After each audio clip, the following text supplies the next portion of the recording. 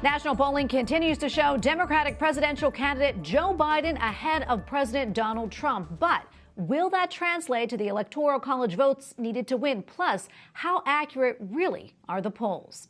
Joining me now on Skype to take a closer look at the presidential race and the polls is Carl Cannon, Washington Bureau Chief of RealClearPolitics. Carl, welcome back. Always great to see you. Of course, I know you're following this closely. Depending on which poll you look at, Joe Biden's lead, well, it varies. What are you seeing in this race on a national level? Well, the RealClearPolitics poll average shows the race tightening a little bit, but that Joe Biden still has a healthy lead, more than 7 points nationally. Now, to put that in perspective, Hillary Clinton won the popular vote by 2 points, but lost because she lost these states, Michigan, Pennsylvania, Wisconsin, very narrowly. That's what the Trump campaign is trying to do again. They're trying to replicate that model. But the numbers are better this time for Joe Biden than they were for Hillary Clinton in the last week. Carl, how are things looking in the battleground states, and how could that impact the race? Well, the battleground states, we call them that for a reason, Tracy. That's where this will be fought. California is going to do its thing.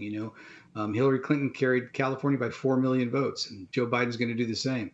New York's going to be heavily for Joe Biden. Massachusetts, but these states, everybody knows them: Michigan, Pennsylvania, Ohio, Florida, maybe North Carolina, Arizona, Wisconsin, Iowa. There's a handful of them.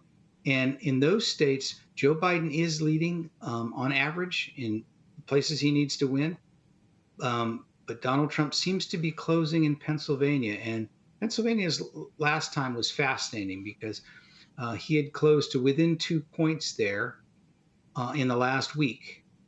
He's not there yet. He's about 4 points behind Pennsylvania. He needs to do a little better. And if you're a Republican and you're pulling for this ticket, your problem is that time's running out, and about 50 million Americans have already voted. So more than something like almost half the people have already voted.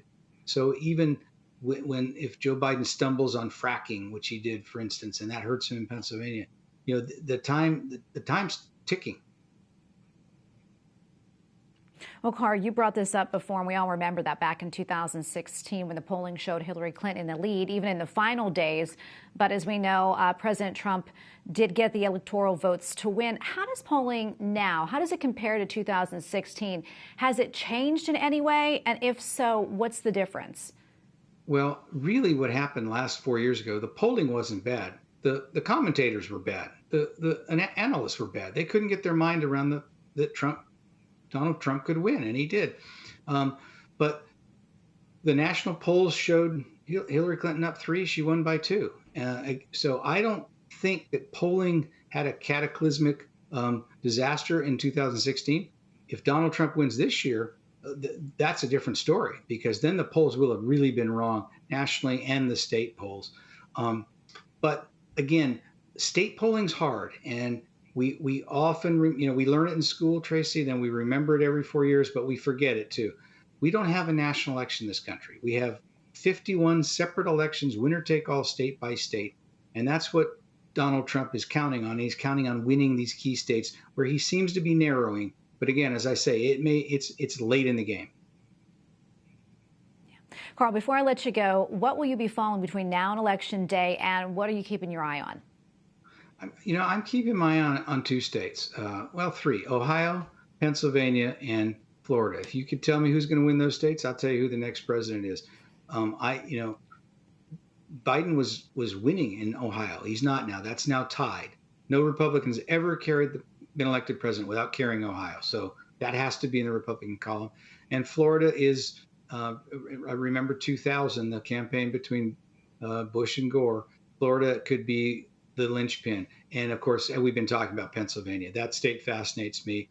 The president thinks he needs to win Pennsylvania, and he's trying hard to do it. So those are the 3 states I'm looking at. Also, I'm interested in the Catholic vote, which our last poll had the president down 12 points. I think Catholic voters, how they turn out and which Catholics turn out, because the more devoted Catholics are also the more conservative and the more devoted to the Republican Party, and young voters. I'm looking at them because young voters seem to be trending liberal, and so.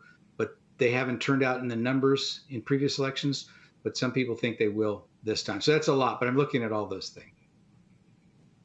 All right, Carl, well, thank you so much. We'll leave it right there. Carl Cannon, Washington Bureau Chief of Real Clear Politics. Thanks again. It's a pleasure.